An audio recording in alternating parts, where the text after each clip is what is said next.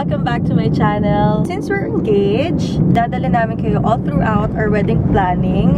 And today is the very first day na mag-check kami ng venue here in Tagaytay Silang. Around Tagaytay Silang, Cavite. This is our first day na pupuntahan namin. And we will walk you through on our itinerary dun sa mga places na napili namin around Tagaytay and Silang. So first na pupuntahan namin is Los Arboles. Yun talaga yung best pick namin ni Jervs for our wedding venue and also wedding reception. Excited me. Excited you? Oh, langot pa to. Maging excited ka naman. Titignan natin kung how much yung price nila, kung maganda. And help nyo rin kami kung ano yung very maganda on your own. Comment down below kung ano yung tingin nyo maganda. And kung meron pa kayo ma-recommend, let us know. Kasi matagal pa naman yung wedding namin. Nagtitingin lang kami para mas makatipid. Kasi the earlier you get the venue is mas mura. Kahit 1 year pa yung kasal namin or more than 1 year, nag-check na kami ng mga wedding venues para, you know, matipid. And hindi kami mangarag na pagdating ng panahon, hindi kami magmamadali para maghanap ng venue. Ayaw rin namin kumuha ng wedding coordinator ng all throughout. Kung hands-on naman kayo and parang gusto niyo kasama kayo all throughout the process, edi kaya kumuha ng coordinator. Kasi the use of the wedding coordinator daw, based dun sa mga napapanood ko, is for them to help you look for a venue and any other things. Look for a theme, mga ganon. Gusto ko yung gawin Gusto ko yung gawin. Tingnan natin kung kakayanin ko. Ayoko naman magsalita ng tapos. Kakayanin, hindi go. Kung hindi talaga, siguro that's the only time na kukuha ko ng wedding coordinator all throughout ng pag-wedding planning ko. It's either all throughout or only on the day coordinator. So, yun. On the way na kami sa Los Arboles, which is our first destination. Lapit lang siya sa amin. Siguro mga 15 kilometers away. Mga 15 to 17 kilometers away from our home. Laters!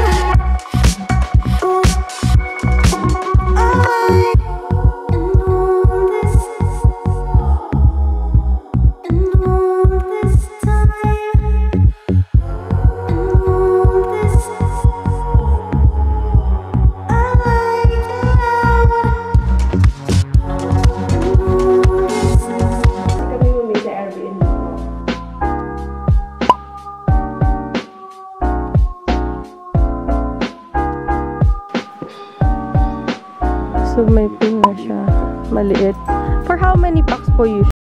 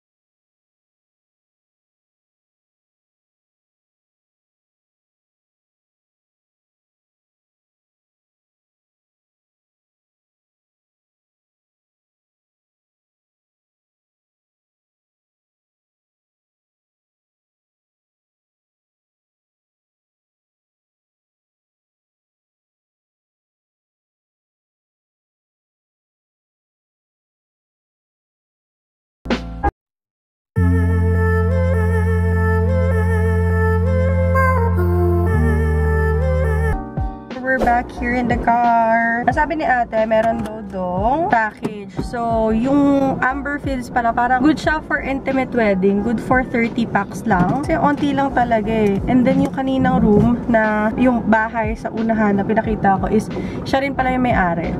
Yaman niya, girl. Ang sabi is, yung 70,000 pala, love, is 2 nights na. 2 nights na pala yung 70,000 na yun. Maliit lang siya. For intimate wedding, better.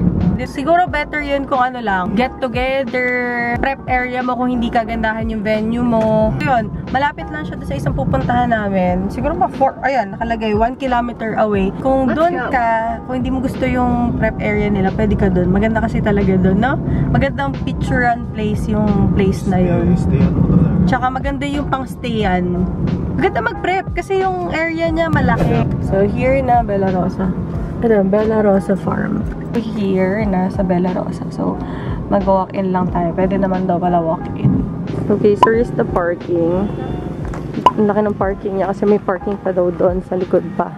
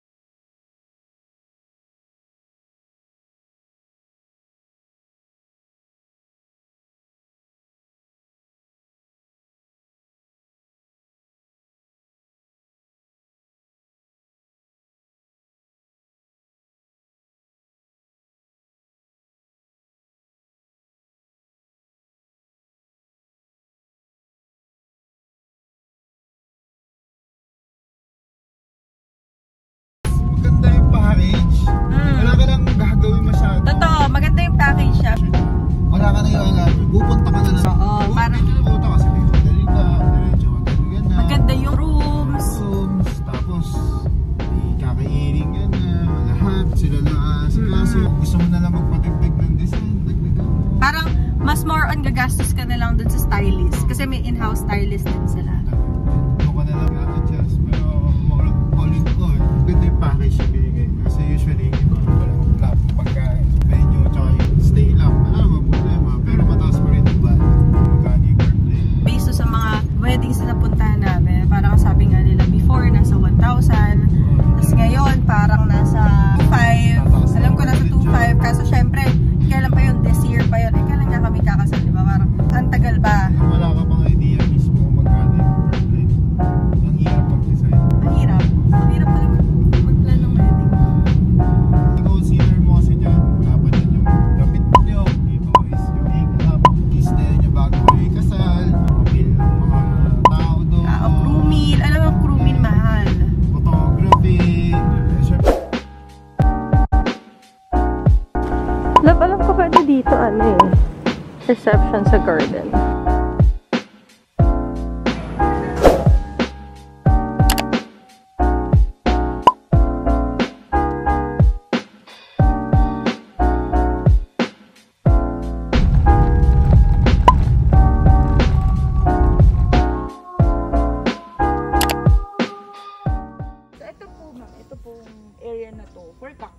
Okay. So kasama siya. Tapos yung baba po, yung Reception. Yun po yung reception.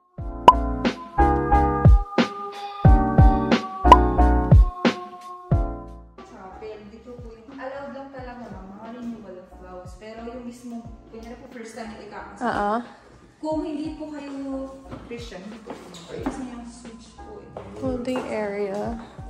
Ganito lang siya kaliit. Gamitan mo lahat. Oo, super duper pricey ni Angel Fields as in. Nagulat ka. Holding area kasama pero yung wala na actually. Ang liit lang. Pinakita ko sa inyo na parang yung sa may taas nung sanctuary na nasa gilid na bahay. Ang liit. Parang hindi ako magkakasya doon. Pati yung mga suppliers. Package na hindi namin nagustuhan is si Angel Fields. Kasi hindi lang dahil sa price. Ito lahat. Wala mo wedding coordinator. Oo, literal na hindi lang yung wedding coordinator na siya yung mag-aasikaso on the day pero siya yung maghahanap for you kasi you need to work on the flyers na accredited lang nila. Eh, yung gusto nga na namin, hindi lang kasi kasal yung pinaplano namin. Yung pinaplano namin is bahay. Bahay plus kasal na parang kami, hirap! Gusto namin na magandang kasal, pero syempre, we need to work on the budget that we have. Yung talagang worth ng money na meron kami. Di kami kukuha nung dahil, ay sikat yan. Syempre, titignan muna namin yung quality na yung gugustuhin din namin. Okay naman yung na-budget namin, kaso syempre, hindi yung para ubusin ko in just one day. Just being practical lang. Kasi, siguro, yung iba ko talagang may ganun kayo na talagang pack na pack. Sige, go. Pero kasi kami hindi. Kami hindi. Kami lang tayo. Wala naman tutulong sa amin to add up the budget of the wedding. Kami dalawa lang actually. Ngayon, parang yung nakikita namin is pagko-compare lang. Nag-aalat kasi kami ng mga at least 2 days. Siguro magti-3 kung hindi talaga kakayanin doon sa ibang araw. Once na makulate namin yun, siguro din kami magko-compare. Ano yung mas maayos, ano ba yung mas work on the budget. Pero yung farmhouse yun talaga yung #1 bet ni Jervs.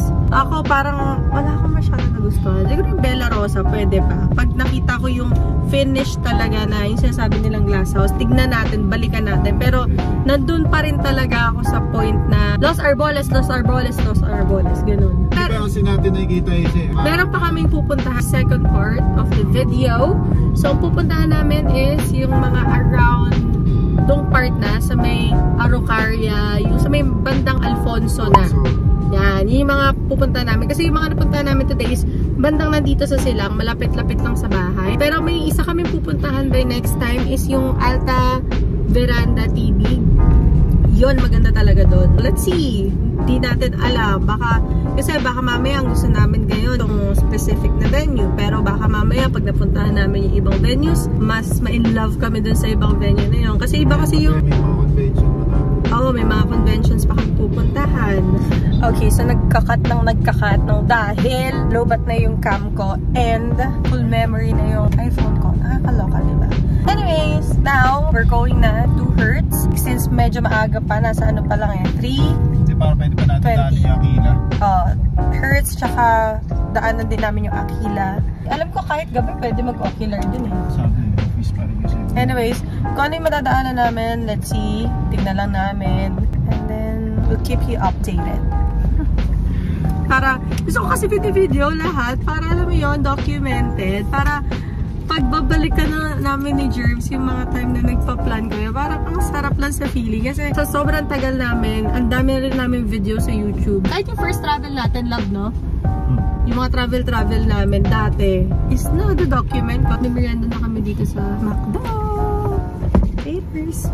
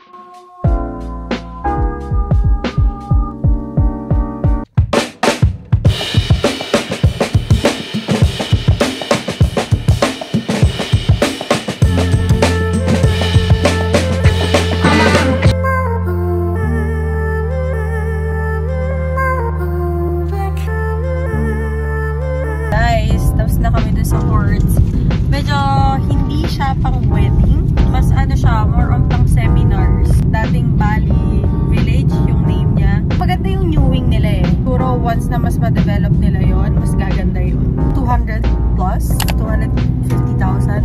Pero all in na siya. Dami niyang inclusions. Yung garden nila, medyo off kasi hindi mo na pwede siya i-redesign. Kung ano yun nandun, yun, at yun na yun. Next one is Aquila. Itong Aquila na to, sana umabot kami.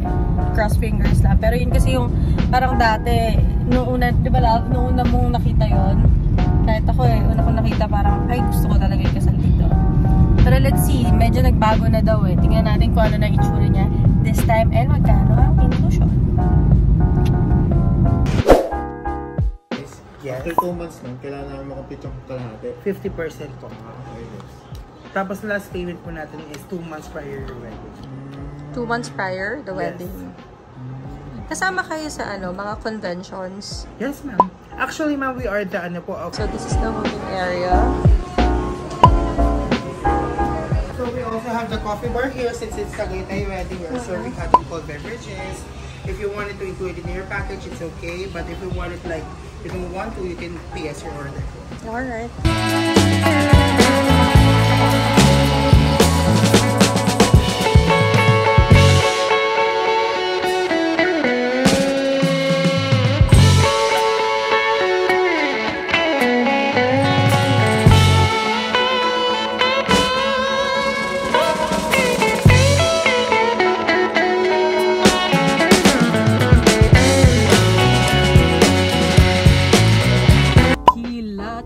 Level talaga. Kita nyo naman, di ba, kanina yung events. Nandun kinakasal currently si Silly Queen. Ewan ko kung familiar kayo. Ako hindi ako familiar sa kanya. Kanina ko lang nakita. Sabi yun, ang mura niya for 600 plus.